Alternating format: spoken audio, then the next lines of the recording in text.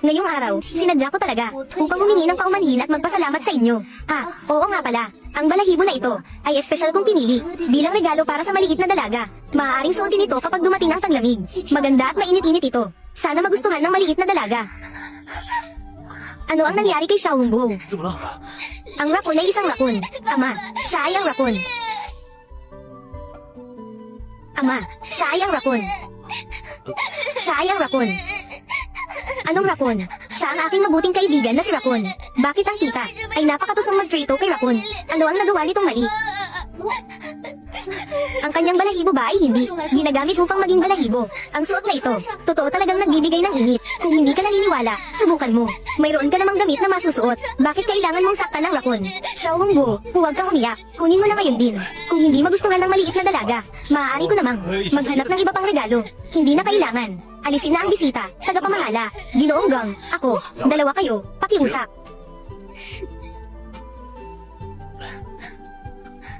Papa, bakit ang mga tao ginagamit ang balat ng hayop bilang damit? Huwag na umiyak, Xiao Hongbo. Pinapalayas na sila ni Papa. Kahit ano pa ang ginagawa ng iba, hindi gagawin ni Papa. Totoo ba?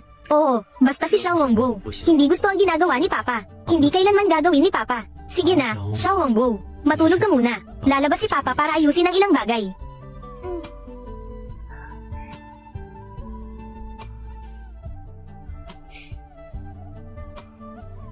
Papa, kumusta si Xiao Hongbo? Nakakatulog na siya. Sinabi ni Xiao Hongbo sa akin noon na lumaki siya sa bundok mula pagkabata. Ang mga tutubi at ibon ay mga kaibigan niya. Ngayon, makakita ng balat ng Zoro. Siguradong hindi niya kaya. Song Yi, magsalin ng 10 bilyong pondo sa organisasyon para sa kapaligiran. Simula ngayon, ayaw kong makakita ng sino mang tao sa Jiangcheng na nagsusuot ng balahibo. Papa, ang batang ito ba ay may problema? Iniregalo ko sa kanya ang regalo ng buong puso. Hindi man lang niya pinahalagahan. Sige na nga, pero gumawa pa siya ng gulo na ganito. Ngayon, ganito na nga. Nagalit si Gang Yangshu. Sa tingin ko, mas mahihirapan akong magpakasal sa pamilya Gong. Pumili ka ng regalo. Hindi ka ba makapaglagay ng kaunting dagdag? Ang fur coat na ito ay isa na hinanap ko lang. Ginawa ito ng magdamag. Ako mismo ay nag-aatubili na suotin ito. Sino mag-aakalang Brett na yun? Isa siyang environmentalist. Kalat-kalat. Kahit na ang pinakamasela ng mga plano ay maaaring magkaroon ng mga bahid. Kailangan ko pang magpadala ng mag-iimbestiga. Babae, gusto mong magpakasal sa pamilya Gong. Kailangan nating magsimula sa mga babae. Miss Lin. Ikaw ang pamangkin ni Gang Yangshu. Actually, gusto ka talaga ng second uncle ko. Ngunit hindi ito gusto ng Little Red Fruit. Wala rin magawa ang pangalawang tiyuhin ko. Huwag mo siyang sisihin. Ibig sabihin gusto ako ni Gang Yangshu. Oo, kung hindi ang aking pangalawang tiyuhin, hindi ka nila gagawing custom-made na damit. Ito na naman ang maliit na kulang prutas. Kukuha ako ng papatay sa'yo. Isang 10.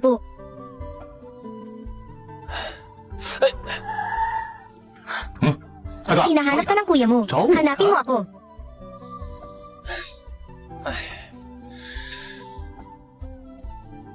Ikaw ay, ito ang pinakamalupit na lokal na malupit, kagandahan at kapangyarihan. Peibu, anong klaseng local bully siya? Ako ang ika-48 henerasyon na kahalili ng sektang Kulubi. Kilala ako sa Jianghu bilang siyang kilalang siyang na liyang na ginto. Hindi ko alam, yung binibini. Ano ang sadya mo sa akin? Bibigyan kita ng 10,000. Tulungan mo akong patayin. Isang walang kwentang tao. Ano? Ano sa tingin mo ang tingin mo kay Ginoong Pei? Ang mga alituntunin ng samahang limusan. Hindi kami pumapatay ng tao. Kailangan magdagdag ng bayan. Ito rin ay, hindi naman hindi pwedeng pag-usapan. Nakikita kong galit si Binibining Lin. Tiyak na hindi mabuting tao ang kalaban. Ang tulong na ito, pilit ko ng tutulungan. Narito ang impormasyon ng taong iyon. 20,000 ang paunang bayad. Kapag natapos na ang usapan, ibibigay ko ang natitirang bayad. Sige, hintayin niyo ang magandang balita mula sa akin. Maliit na kaibig-ibig. Nangahas ng harangan ng daan ko. Sisiguraduhin kong mamamatay ka ng kahiyahiya. Simula noon, nagsimula ang isang masayang buhay. Munting kuting. Munting kuting, saan ka pupunta? Munting kuting. Oh, nasugatan pala. Huwag kang mag-alala. Kapag natapos kang turukan ni Munting Pulang Bunga, wala ka nang magiging problema. Siya ang maliit na batang ito. Ikaw ba si munting pulang bunga? Tiyong, ano po ang sadya niyo sa akin? May nagbigay ng 1,000,000 kay Ginoong Pei para kunin ang iyong buhay. Bakit, Tito? Mabait si Xiao Hongguo. Tito, maaari mo bang huwag akong saktan? Maaari ka rin bigyan ng pera ng tatay ko. May prinsipyo kami sa aming grupo ng mga pulubi. Hindi ako tatanggap ng pera mula sa dalawang kampo. Ang batang babae, napakaliit pa. Paano magagawa ito ng konsensya ko? Lumaban ka. 打一顿，教训一下算了。 Tito, masakit ang manakit ng tao. Maaari mo bang huwag saktan si Xiao Hongguo? Hindi kita sasaktan. Paano ko ipapaliwanag ito sa namimili? Anong ginawa mo sa akin? Ang kamay ko. Bakit hindi ko may galaw ang kamay ko? Basta mangako si Tito na hindi niya ako sasaktan. Magiging maayos ang kamay mo. Anong ginawa mo sa akin? Boss, hindi ko may galaw ang kamay ko. Walang silbi. Ni hindi mo kayang turuan ng isang bata. Ikaw ang pumunta. Mukhang ngayong araw, mamamatay ka sa mga kamay ko. Bitawan mo ang tiyo ko. Hintayin mong bugbugin kita hanggang halos mamatay ka. Saka kita pakakawalan. Huwag mong isipin na dahil lang sa gamit mong sirang karayom, ay bitawan na kita. Sasabihin ko sa'yo, bakit parang manhid ang kamay ko? Munting dalagita. Ano ang ginawa mo? Kayo ang unang nanakit kay munting pulang prutas. Gumamit lang si munting pulang prutas ng karayom para harangan ang daloy ng enerhiya ni Tiyo. Boss, hindi ko na rin magalaw ang kamay ko. Tumabi kayong dalawang walang silbi. Mukhang, kailangan pa talagang si Peye ang mismong kumilos. Itong munting dalagita, medyo kakaiba siya. Mag-ingat ka. Lagi na lang ibang tao ang natatakot kapag nakikita ko. Wala pang tao na kayang takutin si Peye.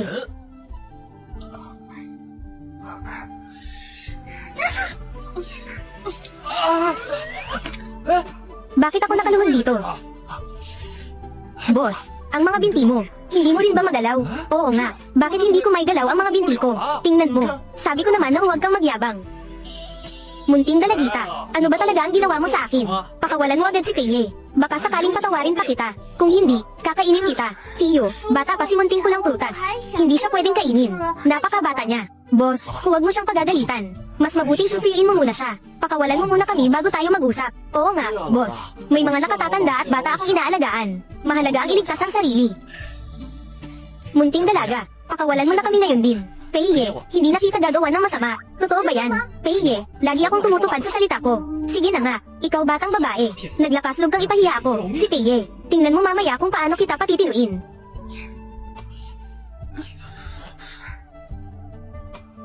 Sige na. Sige na. 啊， Ang aking 我的 binti, 腿怎么还没有力气啊？ kailangan ng kalahating oras bago ito tuluyang gumaling. Ano? 什么？ Kung ganun, 那我的 hindi 体 ba tayo? 质 Boss, parang may kakayahan ang batang ito. Bakit hindi na lang sa ibang araw? Ang matapang na tao ay hindi nagpapatalo sa ngayon. Wala na tayong magagawa. 这样， Batang babae, maswerte ka. Tara na, alis na tayo. Ang Tiyo ay talagang isang mabuting tao na tumutupad sa salita. Ano ang sinabi mo? Mabuting tao. Ang Tiyo ay tumutupad sa kanyang salita. Siya nga ay mabuting tao. Munting dalaga, huwag mong gawing bisyo ang gumala sa labas. Kung hindi, baka hindi mo malaman kung paano ka mamamatay. Hindi mo malalaman. Naiintindihan na ni munting pulang prutas. Uuwi na si munting pulang prutas ngayon din. Mabuting tao. Ako si Pei Juliang, kilalang. Walang puso at malupit. Sabi mo mabait ako. Hindi ba may problema sa utak? O baka naman may problema sa paningin? Alis. Munting cute. Kahit si Pei Juliang ay hindi kayang tiisin ka. Dahil dito, ako na mismo ang gagawa ng aksyon.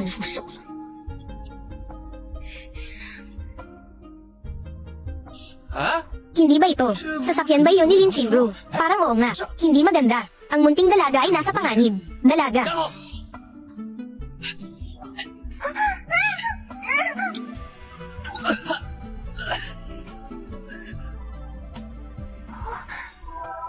Kuya, anong nangyari sa'yo? Napakasama talaga ng babaeng si Lin Qingru.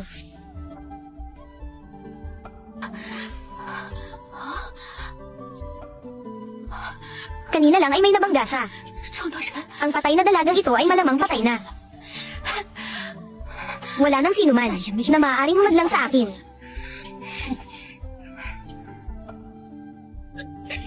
Boss, ikaw, 3 taon ka nang walang ama, 5 taon nang wala kang ina, 30 taon ka na at wala ka pa rin asawa. Maging ang saya ng isang dalagang bulaklak ay hindi mo pa nararanasan. At ngayon ay namatay ka na lang ng ganito. Napakalungkot niyan.